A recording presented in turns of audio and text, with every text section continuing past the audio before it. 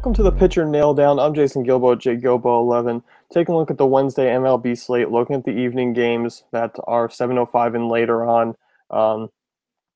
Jump out some weather concerns right off the bat. You're looking at Philly and Cincinnati.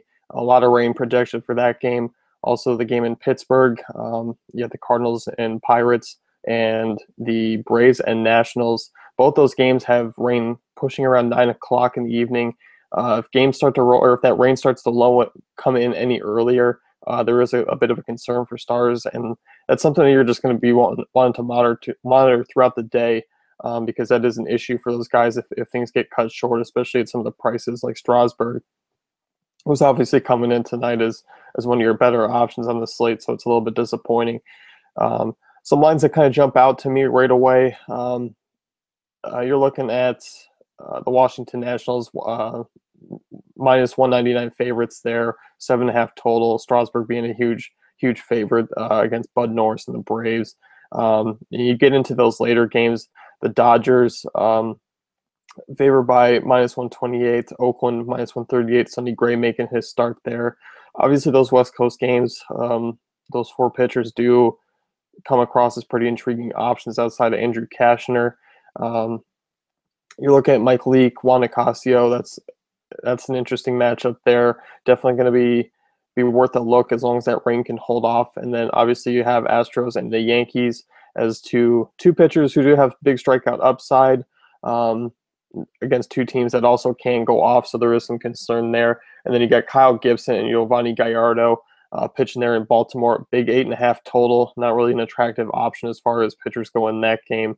And I mentioned the rain. You got Aaron Nola and Finnegan there in Cincinnati. So definitely concerned with weather there. You're probably going to be targeting some hitters against those two guys, but you might not be able to. Jumping right into things, we can take a look at that Houston-New York game. And you're looking at Pineda and Colin McHugh, both decent strikeout guys, but going up against two top offenses that handle right-handed pitching fairly well at times. They do have some strikeout upside that presents itself for opposing guys, but Pineda, 23.4% strikeout rate, has had trouble keeping the ball in the yard, which is a problem. You're looking at McHugh, a 20% strikeout rate last season. He can dial them up from time to time. Either way, I mean, McHugh's 45.4% ground ball rate last season is a little concerning. Kind of toned back a bit as we saw a few starts, but really, I'm more reserving those guys for GPPs. I think more so Pineda than I am McHugh, just due to the Houston Astros offense being a little bit more strikeout happy, a little bit more free swinging with their youth. We've seen it before in the past, but we've also seen them hammer that long ball, and that's an issue. So that's where I'm standing on that game. I think it's a pretty good GPP team to target as far as both sides, but more so Pineda on that one. Next one, Minnesota, Baltimore. I'm glossing over that one. There's no pitcher I want in that one with Kyle Gibson going and Gallardo. You look at both those teams have pretty solid offenses. I mean, the Twins kind of fly under the radar for some reason, but they are a top 10 offense, especially against left-handed pitching. But looking at him against a guy like Giovanni Gallardo, who's been a little bit up and down coming into Camden Yards, which is a hitter's paradise. A little bit concerned for him there. But you look at Giovanni Gallardo, an average ground ball percentage, but he fails to miss a ton of bats. The walk rate's pretty average. Did a decent job of keeping balls in the park. So it's a guy to keep an eye on going forward, but not really in tonight's matchup. Next one, St. Louis and Pittsburgh. Obviously, a game at PNC is going to draw some interest just because of that ballpark. I do like both guys on the hill. Leake is more your kind of safe guy who kind of goes out and throws his quality start, doesn't too much as far as strikeout-wise, just only a 15.3% K percentage last year. But you can't allow home runs to every now and then, mostly to left-handed bats who have given some issues in the past. So a guy like Gregory Polanco, So outside of that, there's not a ton of lefties anymore in that Pittsburgh lineup that can really do some damage. So he'll be facing a lot of right-handers, which will be good for him.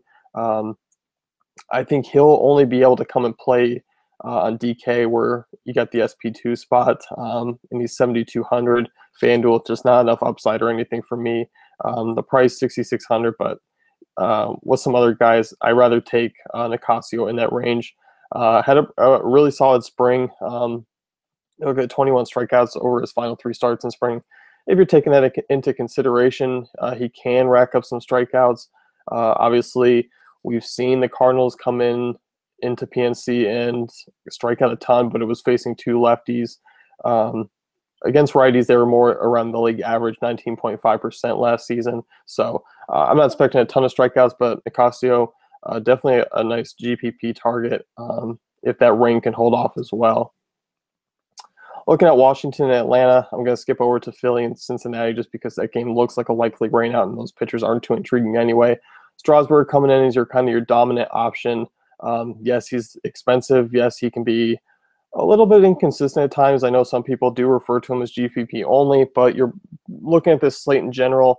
He comes in with a 29% strikeout rate. Next closest is Pineda, Nicasio, and Rodon there for the White Sox. His walk rate is much more consistent than those guys. Yeah, he has the best SIERA on the slate, 2.76. Ground ball percentage a little bit lower, but with that strikeout rate, it's fine. And he keeps the walks down. You look at this Atlanta team, and yes, they don't strike out a ton.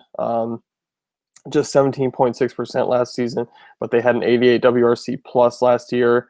Not a strong team with power by any means. Just a 109 ISO, just truly awful. Yes, they're going to get a little bit better with Freeman back, with Anderson Coyote coming over. It's going to bump up their offense for a little bit, but still definitely not an opposing threat to Strasburg. But definitely keep an eye on that one for weather. He's a big favorite. He's the biggest favorite on the slate. It's kind of hard to fade going on.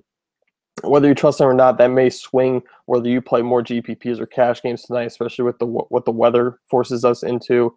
So definitely, that could change things a little bit. The Dodgers in San Diego. This one's an interesting one because we got a rookie Japanese pitcher on the hill for LA, Kenta Maeda, and he's a guy who's looking through his profile here. Has 4 pitches. His slider seems to be the best of the trio of off-speed stuff. His command is above average, which is nice to see. Not a big walk rate guy, so that's going to be nice. And you can't overlook this guy. He's playing the Padres. He's in Petco. It definitely suppresses runs, although we've seen some home runs over the last season, mainly because James Shields couldn't keep him in the ballpark for the longest time. But overall, Petco, one of the better pitchers parks in baseball. Maeda, he's got a low walk rate. That's what I'm looking for. I like that, jumping out right off the bat. And you look at this Padres squad, what they've done over the previous few years. They lost Justin Upton last year, 22% strikeout rate, ranked 6th in the majors last year against right-handed pitching, 299 WOBA, 91 WRC plus, a bottom 5, a bottom 10 offense. They're going to be this year again. We're going to be picking on them a ton. His pricing is a little bit up and down in comparison to the sites. You're looking at 7,200 on FanDuel. DK, you are already looking at 9,200. So it goes Strasburg, Gray, Maeda there, and then Pineda. So it's kind of interesting to see. So I think you're looking at DK. They're expecting a decent outing of him. If their pricing is solely based on matchup these days, although at times we can maybe question that. But looking at him, I think he could be possibly a guy that gets forced into cash games if you're leaning that route, if the weather kind of issues you to focus on those West Coast games. So Cashner, he's a guy who's been completely unreliable. He does have big strikeout upside at times, but you're looking at the Dodgers as being one of the better lineups. They don't strike out a ton, more around the league average. It's not one way or the other. You're looking at all those lefty bats, and it's really hard for me to get anywhere behind Cashner on tonight's slate. That White Sox A's game, one of the lower totals on the night. Sonny Gray making his start after that food poisoning that pushed him back 2 games, and facing a White Sox offense that's improved in the offseason. But overall, I mean, you look, they ranked 15th in K percentage last season, 137 ISO, not a strong team, but adding Frazier is going to help that. 305 WOBA, 90 WRC plus, so they were fairly below average against right-handed pitching. Um, Sonny Gray, I mean, he's just such a boring fantasy pitcher. He gives you quality starts, but it's just not an attractive arm, and that price tag is a little bit steep. I mean, I think in GPPs, you're definitely not looking at him for upside. You rather even go with the Dodgers Japanese pitcher there, Maeda, look at Pineda, and I would even target the opposite side of this game with Rodon. In his strikeout rate, he has a little bit more issues with walks. We saw it last season, but he does have this nice swinging strike percentage, does have a nice strikeout rate, 23%, but 4.5 non-base on balls per 9 innings there. That's a little bit of a concern, especially against the A's, who can play a little bit of small ball, can kind of knock in and create runs from time to time. I don't rank them as a bad offense, more of a pesky one that's on the downside, slightly subpar. As we saw with guys like Chris Sale, they gave him a tough inning, and that's what they're going to do from time to time. But overall, it's not an unappealing matchup for him. And I think if you look at his walk rate, that's the one thing that scares me in cash games. Although he managed to fix that issue down in spring, but he did give up a fair amount of hits. So it's going to be interesting to see him come out of the gate here and see what kind of guy we get. So overall, I mean, you're looking at these guys. There's a couple of young guys. There's a guy who's never pitched in the major leagues before, and we're trolling on this at the 4th game of the slate here. But overall, just to kind of give a quick overview, Strasburg is easily your top option of the night. He's just an easy play. I think Sonny Gray's in play as far as cash games go on DK there, just because 9,600. He's priced, about 1,900 cheaper than Strasburg on FanDuel. You might as well just pay up for that little bit extra, unless weather forces your hand there. So outside of that, I like the Houston Yankees game as far as GPPs go. Rodon, a nice GPP target. Trusting Kenta Maeda. I'm trusting the scouts there that he can get the job done against hapless San Diego offense. And then, judging by the St. Louis and Pittsburgh weather, Nicasio and Leak in a decent spot for a quality start as well. So this is a night where you got a lot of possible turns that could happen. Keep an eye on the weather. This could force you into maybe just playing a little bit lighter just because of the slate. You don't want to go all in on cash games with some of these guys owing some of the weather concerns. So definitely just keep an eye on that. And definitely check out our lineups page on the site. We'll be updating weather constantly throughout the day there. Check out all of our other great content at dailyfantasycafe.com.